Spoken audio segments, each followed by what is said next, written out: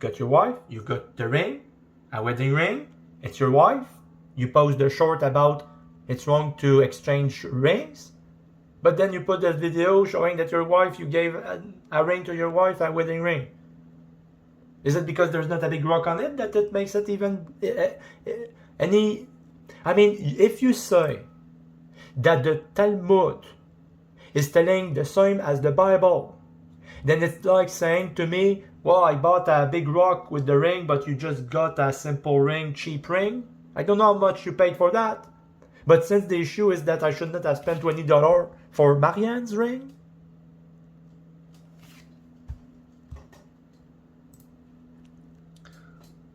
on the left hand, fourth finger, woman typically wears her wedding ring. Left hand, on the right side of the screen, but it's the left hand unless it's mirrored again. And then you've got the ring. It's a wedding ring on your channel, your wife. When Judah saw her, he thought her to be an harlot because she had covered her face. And he turned unto her by the way and said, Go to, I pray thee, let me come in unto thee, for he knew not that she was his daughter-in-law. And she said, What will you give me? But she was from the other seed. The branch attached to the tree of life was because of this, and it was by the signet. And she said, What will you give me, that thou mayest come unto me? And he said, I will send thee a kid from the flock. And she said, Will you give me a pledge till thou send it? That's the engagement ring. The engagement ring is a pledge before marriage. And she said, Will you give me a pledge till thou send it? That's the engagement ring. The engagement ring is a pledge before marriage. The signet ring is about the authority and the family. You know, you make a family with the marriage. And he said, what pledge? Engagement. Shall I give thee? A sign of engagement. And she said, the signet, a ring, and the bracelet and the staff that is in the hand, and he gave it her. We know that the staff is for authority also. And he gave it her, and came in to her, and she conceived by him, and she arose and went away, and laid by her veil from her, and put on the garment of her widowhood. And Judah sent the kid by the hand of his friend the Dulamite to receive his pledge from the woman's hand, but he found her not. Then he asked the men of that place, saying, Where is the harlot that was openly by the wayside? And they said that there was no harlot in this place. So after listening to you read your version of what you think Genesis 38 means, I'm going to have to challenge you on you saying that the tradition of exchanging engagement rings and wedding bands, all in order to prove that you've made a commitment to somebody in marriage. I mean, first of all, Judah didn't give his signet ring or his bracelets or his staff because he wanted to prove his love to her. Judah didn't even know that it was Tamar from whom he was purchasing sex from. No, she asked what Judah would give her for a night of sex, and he said that he'd get her one of his young sheep from his flock. But because he couldn't get it to her that night, Tamar demanded that he was to pledge to her his signet ring and his bracelets and his staff, and then she'd return those very items back to Judah in exchange for the sheep that was agreed upon. Judah wasn't proposing to Tamar when he gave her what she asked for. Those items were only given to Tamar as collateral that Judah would indeed return with the sheep. And if not, those 3 items would have been Tamar's to keep. This by no means was the origin of a tradition of wedding and engagement rings. And she said, Will you give me a pledge till you send it? That's the engagement ring. The engagement ring is a pledge before marriage. Before the 1930s, nobody exchanged diamond rings when they got engaged. It wasn't a thing. Genesis 38, Tamar asking for the signet ring, and then it ended up in marriage. Overturned. I'm earning some points here thanks to you, Voice of Jane. Thank you very much. What are you doing here? You're just trying to confuse the matter with a story from the Bible where you're telling everybody that the signet ring that Judah gave to Tamar was an engagement ring. You're just making that stuff up, and it's easy to prove. Did you know about the ancient origins of wedding rings or the myth of the vein of love? What other wedding traditions do you think have surprising origins? Let us know in the comments. If you enjoyed this journey through history, make sure to like this video, subscribe, and hit the bell icon so you never miss out on more fascinating stories from the past. So this video purpose was for to say it's from the Egyptians, so it must not be from my God. But in the scriptures, it's saying that they were borrowed from the Egypt, because he takes their spoil and gives to his people. So let's compare the two stories here, and I'll show you exactly why I think you're wrong, Jonathan. You can be Judah, and Mary Ann can be Tamar, because it's Judah and Tamar that you say are the biblical proof that there was indeed golden wedding rings being given from the man to the woman, all in order to claim his intentions of marrying her. I mean, that's what your argument here is, right? And you keep shouting that Genesis 38 is your proof of just that. So let's see what Genesis 38 has to say. And the chapter is titled Judah and Tamar. Genesis 38:1.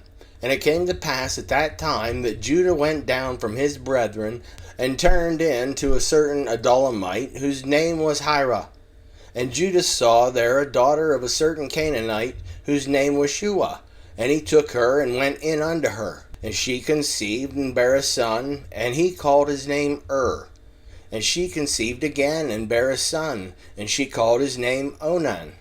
And she yet again conceived and bare a son, and called his name Shelah. And she was at Chezib when she bare him. Okay, so what we've gotten so far from the first 5 verses here, we see Judah, which I say would represent you, Jonathan, but I haven't seen anything about Mary Ann yet, which would be Tamar. But what do we see instead? We see that Judah married a Canaanite woman by the name of Shua. And the next thing you know, Judah and Shua popped out 3 sons. You had then they had Onan, and the last son name was Shelah. So we have a wife, and we have 3 sons. But why don't I see anything describing the sacred tradition that you say Judah came up with? Did you see any mention of any type of engagement rings of promise being given to his wife Shua? Or any type of gold wedding bands that designated that you and your wife were indeed married? I thought that you said Judah was the one who started this tradition in Genesis 38. But I sure haven't seen anything yet that backs you up on this, Jonathan. Let's keep on reading.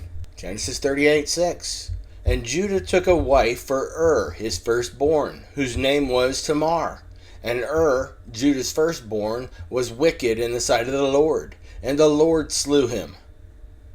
So we didn't learn anything about wedding rings here in these 2 verses. However, we finally see Mary Ann being introduced into the story. It was when Judah took her to be a wife for his firstborn son But for some reason, the God of the Old Testament didn't care for Judah's son so he killed him. No other details, just that he slew him. This was Jehovah, right, Jonathan? The God that you say that you call daddy? He just killed Judah's son. 38:8. And Judah said unto Onan, Go in unto thy brother's wife, and marry her, and raise up seed to thy brother. And Onan knew that the seed should not be his. And it came to pass, when he went into his brother's wife, that he spilled it on the ground, lest that he should give seed to his brother. And the thing which he did displeased the Lord, wherefore he slew him also. Okay, so son number 1, he dies. Jehovah killed him for some reason. So Judah told son number 2, which is Onan, that he was supposed to go in unto his dead brother's wife, which would have been Tamar, and he was supposed to get her pregnant. So far we have Judah and his wife Shua, but we never see any of these traditional rings that you spoke of, Harlan. And then we have Judah's firstborn son marrying Tamar. Again, no signs of any rings being exchanged. Then after died, it was Onan's turn to step up to the plate and marry Tamar because she was his dead brother's wife. But still, we see no mention of any wedding rings, Jonathan.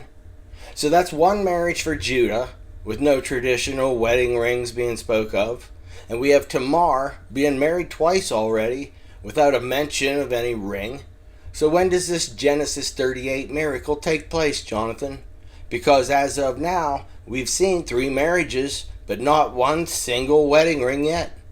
I mean, wow, some traditions just take a little longer to get off the ground, don't they?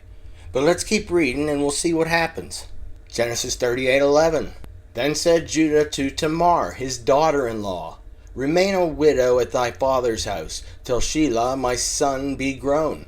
For he said, Lest peradventure he die also, as his brethren did. And Tamar went and dwelt in her father's house. So now we have Tamar being told by her father-in-law Judah that she needs to go back to her father's house and wait till his 3rd son, Shelah, became old enough to marry her. So there was going to be another marriage in the family, which would have made 4 marriages. But I still haven't heard any of the traditional stuff about wedding rings yet. Don't you think that Shelah should have just been out there working and saving his money up so that once he finally did reach the age to where he could marry Tamar, he would have had a nice rock to give her? I mean, I'm just saying he could have utilized his time better, if that's what he's supposed to be doing. If Genesis 38 is where this all started, this whole tradition of wedding rings. 38:12. And in process of time, the daughter of Shua, Judah's wife, died. And Judah was comforted, and went up to his sheep shearers to Timnath, he and his friend Hira the Adullamite. Okay, in verse 12 here we see that Judah's ringless wife dies. So to get away from it all, he goes up to where his sheep shearers were in Timnath to hang out with his friends. But Tamar had a more sinister thought once she found out that Judah was out with his friends in Timnath. So do you want to know what she did? She took off her widow's clothing and she replaced it with the veils of a prostitute, because she was determined to get a child through Judah's bloodline one way or another. And when she found out that Shelah, that was Judah's 3rd-born son, that Tamar was waiting on to become of age, but Judah never offered him to her like he had previously promised her. So she dressed up like a prostitute and tricked Judah into impregnating her. Isn't that what you say Mary Ann did? By tricking the man and getting her pregnant on purpose. But I still don't see this ring you were overturning everything with, Jonathan. It's not in here anywhere. Genesis 38, Tamar asking for the signet ring, and then it ended up in marriage. Overturned. I'm earning some points here thanks to you, Voice of Jane. Thank you very much. 38:13. And it was told Tamar, saying, Behold, thy father-in-law goeth up to Timnath to shear his sheep. And she put her widow's garments off from her, and covered her with a veil, and wrapped herself, and sat in an open place, which is by the way to Timnath. For she saw that Shelah was grown, and he was not given unto him to wife. When Judah saw her, he thought her to be a harlot, because she had covered her face. So are you still wanting to compare Genesis 38 in order to prove your wedding ring tradition was started by Judah and Tamar? This was no courtship for a wife, Jonathan. Not even close. You're just utilizing more of your word magic to interpret everything the way you want to see it. But I look at this in a different way than you, I guess, because I don't see any type of wedding traditions being started here. Especially when Judas is getting it on with what he thought was a prostitute. He didn't have any clue at all that this prostitute wannabe was his daughter-in-law Tamar. So does that sound like a courtship to you, Jonathan? I can really feel the love. And he said, what pledge? Engagement. Shall I give thee? A sign of engagement. And she said, the signet. A ring? 38:16. And he turned unto her by the way, and said, Go to, I pray thee, let me come in unto thee. For he knew not that she was his daughter-in-law. And she said, What wilt thou give me, that thou mayest come in unto me? And he said, I will send thee a kid from the flock. And she said, Wilt thou give me a pledge till thou send it? And he said, What pledge shall I give thee? And she said, Thy signet, and thy bracelets, and thy staff that is in thine hand. And he gave it to her, and came in unto her, and she conceived by him. But what about the signet? Saving life and keeping promise. It is biblical. Don't search for ring. Search for signet. What is a signet? Ring. A signet ring. What it's for? Family lineage. Yes, Jonathan, a signet ring was used to show family lineage, but it wasn't used as an engagement ring. And he said, what pledge? Engagement. Shall I give thee? A sign of engagement. And she said, the signet. A ring? So what you're saying is that Judah had been using his signet ring all this time in order to melt and make his seals out of wax. But then, in order to prove that he loved that prostitute so much, Judah decided to switch out its function and give it to this prostitute that he doesn't even know. All in order to pledge his love for her and to let her know that there was going to be a marriage. Genesis 38, Tamar asking for the signet ring, and then it ended up in marriage. Overturned. I'm earning some points here thanks to you, Voice of Jane. Thank you very much. So are you sure that you want to stick with that, Jonathan? To attest the authority of royal message who carries paper stamped by the image on the ring. To identity is authority. Alright then. So it has Tamar asking Judah what he'd give her in order to be able to purchase her goods and services as a whore for the evening. And what did Judah say back to her? He told her that he'd send one of the young sheep from his flock. But because he didn't have a sheep with him at the time, she asked what he was willing to give her as collateral. And when he came back to give her the sheep, she would then return what he originally gave her. And this is where Jonathan says it's an engagement ring. Somehow, because it's when it says the word pledge, Jonathan is turning this into Judas pledging his love to Tamar. Pledging his love to Tamar? He wasn't pledging his love to Tamar. I mean, Judah doesn't even know it's his very own daughter-in-law Tamar that he's getting ready to purchase sex from. How can you say that was a promise of love? And then when he brings the sheep back, she's supposed to return the ring. When does Mary Ann return the ring to you if she accepts it? Must be all part of the process of this marriage tradition that was started in Genesis 38. A signet is a type of ring. And this was used to save a whole people. The story with Tamar in Genesis 38 with the signet, which was a ring. And by this ring, she was saved, saying to Judah, do you remember? Here's the proof of your promise. And you call it an engagement ring, Jonathan, because it says that he gave her his signet, which is a ring, but this ring isn't for weddings. It's to be able to show other people his authority and his status. It's not a wedding ring, and he didn't just give her his ring out of the blue. No, she had to ask for the ring as collateral. And she didn't only ask for his signet ring either, Jonathan. She also asked for his bracelets and for the staff that he was carrying with him. So why don't we see any bracelets and walking staffs as being part of this sacred wedding tradition that you made up? I mean, look at the definition for pledge, H6162, in the sense of exchange, upon given as security. The definition didn't quite say that it meant to pledge your love to someone else, did it? But I know that you're twisting it all up the best you can to have it mean that. I'm not reading the Bible going with the numeral numbers attached to words. Okay. This is where I find out that's apparently not the correct way to go about understanding scriptures in the Bible. So then what happened? We got Genesis 38:19. And she arose and went away and laid by her veil from her and put on the garments of her widowhood. And Judah sent the kid by the hand of his friend the Adullamite to receive his pledge from the woman's hand, but he found her not.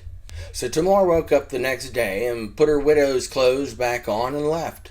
And in the meantime, Judah was fulfilling his payment obligations by having his friend take a sheep into the city to give to Tamar. And then when she received the sheep, she was supposed to give back the signet ring, the bracelets, and the staff. But she was nowhere to be found. It was because she had more use for the 3 items than she did the sheep. She was going to use those same 3 items to prove that Judas was the very person that impregnated her. Almost like a paternity test. I never heard you say any of this stuff, Jonathan. Nothing about the bracelets. Nothing about the staff. You only talk about this signet ring being his pledge of his love to her. And this is where the wedding ring tradition came from.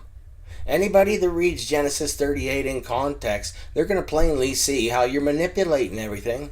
But your interpretations make no sense at all, and it's not substantiated in the Bible. Just because it has the word ring, it doesn't mean that that word ring was supposed to be used for weddings.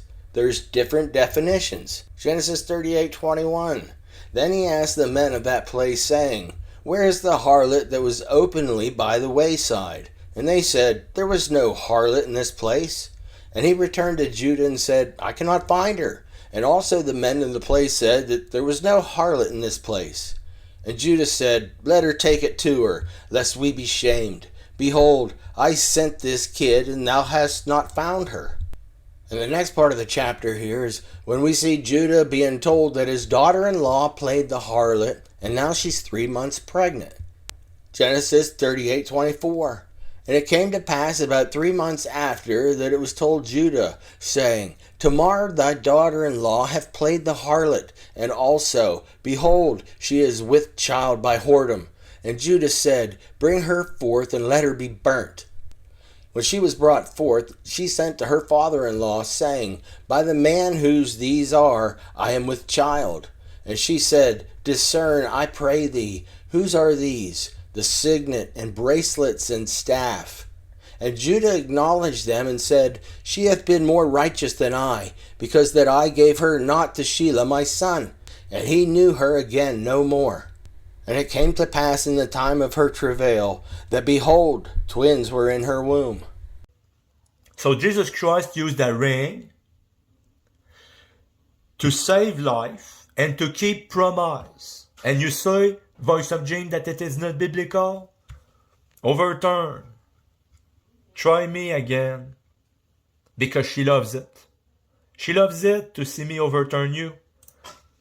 And not the same way that I would her. So as far as I was concerned, Jonathan, Genesis 38 was a big bust.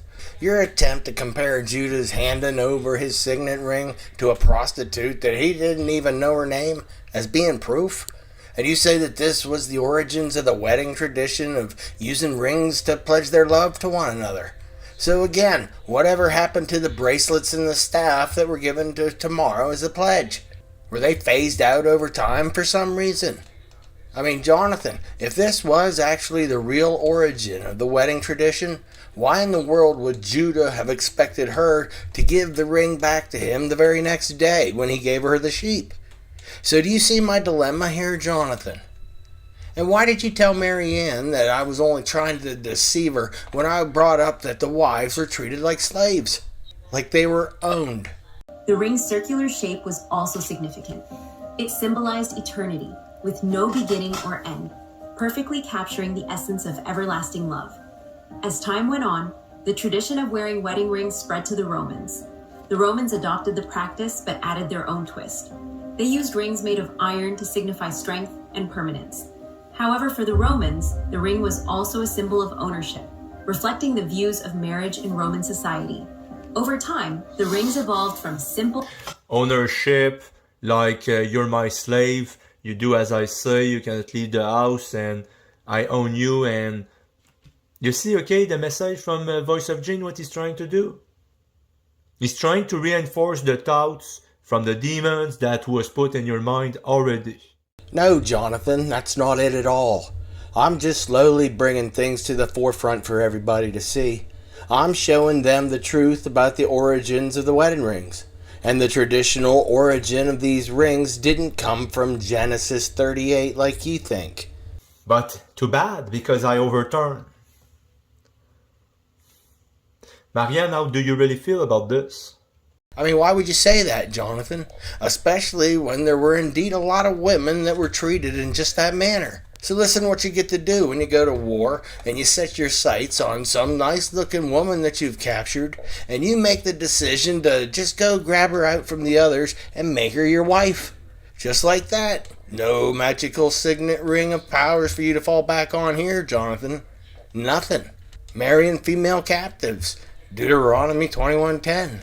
When thou goest forth to war against thine enemies, and the Lord thy God hath delivered them into thine hands, and thou hast taken them captive, and seest among the captives a beautiful woman, and hast a desire unto her, that thou wouldest have her to thy wife, then thou shalt bring her home to thine house, and she shall shave her head and pare her nails, and she shall put the raiment of her captivity from off her, and shall remain in thine house, and bewail her father and her mother a full month. And after that thou shalt go in unto her, and be her husband, and she shall be thy wife. And it shall be, if thou have no delight in her, then thou shalt let her go whither she will. But thou shalt not sell her at all for money. Thou shalt not make merchandise of her, because thou hast humbled her. And don't forget, Jonathan, that the Bible still supports slavery, unless you can show me where it was abolished or something, because we have laws about slaves. Exodus 21:1. Now these are the judgments which thou shalt set before them. If thou buy a Hebrew servant, 6 years he shall serve, and in the 7th he shall go out free for nothing. If he came in by himself, he shall go out by himself. If he were married, then his wife shall go out with him. If his master have given him a wife, and she have been born him sons or daughters, the wife and her children shall be her master's, and he shall go out by himself. So after 6 years are up, the slave has an opportunity to leave. But if he was given a woman to marry while he was there, and she had children by him, his wife and his children are still considered to be the master's property. You're allowed to leave if you want to, but all these little children are going to be recognized as being owned, and therefore required to stay behind. But if he decides that everything is going just peachy keen in his life with his wife and his children, and he says that he wants to stay, then they drag him to a wooden post and ram a metal awl through it so they can prove ownership. So when did Moses ever do away with those slavery laws, Jonathan? He hasn't. They're still on the books. And there are plenty more out of this world laws that are still on the books. So how do you feel about all the laws that still cover the issue of slavery? So I'm not telling anybody any lies here, Jonathan, like you say I'm doing. I'm just pointing out passages in the Bible that you won't ever show people. But you're the one that's calling me the demon. Exodus 21:5. And if the servant shall plainly say, I love my master, my wife, and my children, I will not go out free. Then his master shall bring him unto the judges. He shall also bring him to the door or unto the doorpost. And his master shall bore his ear through with an awl, and he shall serve him forever. And if a man sell his daughter to be a maidservant, sell his daughter to be a maidservant, she shall not go out as the menservant do. If she pleases not her master, who hath betrothed her to himself, then shall he let her be redeemed. To sell her unto strange nations he'll have no power, seeing that he hath dealt deceitfully with her. So do you have 50 shekels on you, Jonathan? Because if you're out wandering around and you see a girl that you think you might want to try out and she's not married, with this law you can ravage her, but then all you have to do is give her father 50 shekels. Then she automatically becomes your wife. No engagement or wedding rings required, once again, I see. Deuteronomy 22:28. If a man find a damsel that is a virgin, which is not betrothed, and lay hold on her, and lie with her, and they be found, then the man that lay with her shall give unto the damsel's father 50 shekels of silver, and she shall be his wife, because he hath humbled her. He may not put her away all his days. Now this video is to say that they are worthless. Those engagement rings, not worthless. I signify that it is a promise that in the future there will be a mariage. Leading straight to the heart? Stick around as we unravel the fascinating history of wedding rings, the surprising origins, the myths, and how this tradition became the universal symbol of love we know today. Picture a modern wedding, the moment when the couple exchanges rings, a gesture filled with love and emotion. But why do we wear wedding rings? And why specifically on the ring finger? The origins of this beautiful tradition date back to ancient Egypt, over 4,000 years ago. The Egyptians used braided hemp and reeds to create the first wedding rings. They believed in the vena amoris, or the vein of love, which they thought ran directly from the ring finger to the heart. This symbolism made the ring a powerful representation of eternal love. So he's saying this is coming from Egypt. Egypt is the enemy that put under bondage the people of Israel. Do I get it about right? This is extremely interesting. Are you amazed? You comfort yourself thinking that it's not just you that I was able to keep for so long, but it's everybody else. I just got 103 subscribers.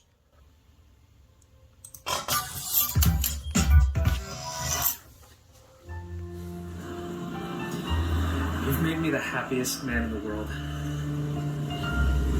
Emily, will you marry me? How sweet. You like it, so you're putting a ring on it. But have you ever wondered why we put diamonds? You see, this is voice of Jane here.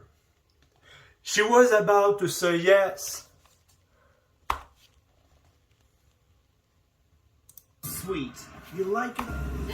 Emily, will you marry me? How You see, she's saying yes with the head gesture. Then you've got voice of Jane trying to mess it up. She was about to say yes, but the voice of Jean interfered and screwed things up. I mean, but listen to how you're trying to attract somebody to love you, Jonathan.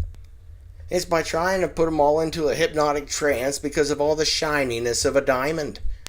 Really? You want to use a diamond in order to try to hypnotize them into falling in love with you. But don't forget, Jonathan, that this hypnotic entrapment can go both ways, because it seems that you may have been tangled up in some type of hypnotic sting operation yourself from over a decade ago. It's the shining on it. It's not just because of the price, but when it's real diamond, it's the shining on it. That's why she still wants her ring. The person who sold me the ring was telling me that the ring that she received, she never saw a ring like the same ring on the finger of any other woman. The unique aspect of it. Oh boy. Yep, it was a one-of-a-kind engagement ring, all right. It was the only one like it for sure. Oh man, I mean, they're taught to say stuff like that, Jonathan, all in order to try and make the sale to gullible people like yourself when it comes to this kind of nonsense. I mean, surely Samuel should have said something to you about it. Isn't he where you get your worldly advice from? I mean, he's letting you down if he didn't say anything. But it's the shining that really gets them to fall in love with you and to say yes. And another thing here while I'm at it, Jonathan, let me ask you if the Pharaoh was proposing to Joseph in Genesis 41. You know, when the Pharaoh took off his ring and placed it on the hand of Joseph, and then dressed him up in a bunch of fine linen and placed a gold chain around his neck. And this was back when it was frowned upon for men to marry men. But hey, a tradition is a tradition, eh? Joseph rises to power. Genesis 41:37. And the thing was good in the eyes of the Pharaoh, and in the eyes of all his servants. And Pharaoh said unto his servants, Can we find such a one as this is, a man in whom the Spirit of God is? And Pharaoh said unto Joseph, Forasmuch as God had showed thee all this, there is none so discreet and wise as thou art. And thou shalt be over my house, and according to thy word shall all my people be ruled. Only in the throne will I be greater than thou. And Pharaoh said unto Joseph, See, I have set thee over all the land of Egypt. But then right here in Genesis 41:42, it says, And Pharaoh took off his ring from his hand and put it upon Joseph's hand, and arrayed him in vestures of fine linen, and put a gold chain about his neck. So is that a proposal, Jonathan? And he made him to ride in the second chariot which he had. And they cried before him, Bow the knee. And he made him ruler over all the land of Egypt. And Pharaoh said unto Joseph, I am Pharaoh, and without thee shall no man lift up his hand or foot in all the land of Egypt. And Pharaoh called Joseph's name Zaphnath-Paneah, and he gave him to wife Asenath, the daughter of Potiphar, priest of On, and Joseph went out over all the land of Egypt. Oh, wait here. The Pharaoh didn't give Joseph his rings as a pledge of commitment like you say Judah did back in chapter 38, Jonathan. Because right there in verse 45, it has the Pharaoh giving Joseph somebody to wife. So did Joseph give her his signet ring as a pledge of commitment that there was going to be a marriage between those two? I don't know, but I sure couldn't find anything about them sticking to the newly formed wedding ring tradition that came out about just 3 chapters earlier.